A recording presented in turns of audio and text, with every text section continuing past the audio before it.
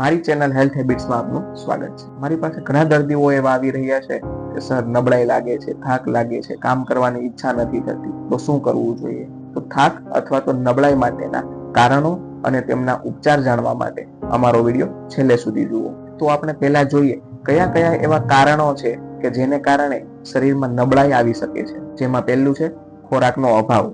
શરીરને જરૂરી એવા વિટામિન્સ, પોષક દ્રવ્યો, પ્રોટીન તેમજ મિનરલ્સ ના મળે તો શરીર નબળું પડતું જાય છે। બીજું છે માનસિક તણાવ અને દબાવ। માનસિક દબાવ તેમજ ચિંતા અને માનસિક તણાવના હિસાબે શરીર થાકેલું લાગે છે અને નબળાઈ અનુભવાય છે। ત્રીજું છે ઊંઘ અને આરામની અછત। મિત્રો, પૂરતા પ્રમાણમાં ઊંઘ ન મળે તો પણ આપણું શરીર થાક અથવા તો નબળાઈ અનુભવે છે। ચોથું છે લાંબા સમયથી ચાલતી બીમારીઓ। ડાયાબિટીસ, હૃદય રોગ તેમજ કેન્સરના કારણે આપણું શરીર થાક અથવા તો નબળાઈ અનુભવે છે। પાંચમું છે આયર્નની કમી। મિત્રો, લોહીનું સ્તર ઓછું થવાથી પણ આપણા શરીરમાં થાક અને અશક્તિ અનુભવાય છે। છઠ્ઠું છે મિત્રો દવાના પરિણામે। કેટલીક દવાઓની સાઈડ ઇફેક્ટથી પણ આપણું શરીર નબળું પડી શકે છે।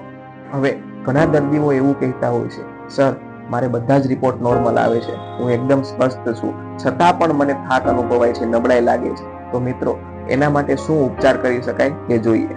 જમ્યા પછી 3-4 કેળા ખાવાથી અશક્તિ દૂર થાય છે।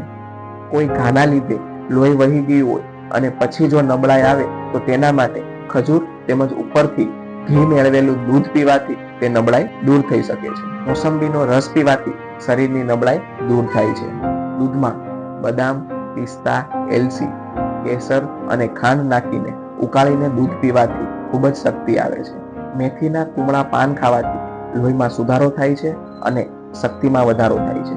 સૂકી ખારેકનું 200 ગ્રામ ચૂર્ણ બનાવી તેમાં 25 ગ્રામ સૂંઠનો ચૂર્ણ નાખી તૈયાર કરવું અને 5 થી 10 ગ્રામ ચૂર્ણ રોજ 200 ગ્રામ દૂધમાં ઉકાળી ગરમ કરી તેમાં ખાંડ નાખી રોજ સવારે પીવાથી શક્તિ આવે છે।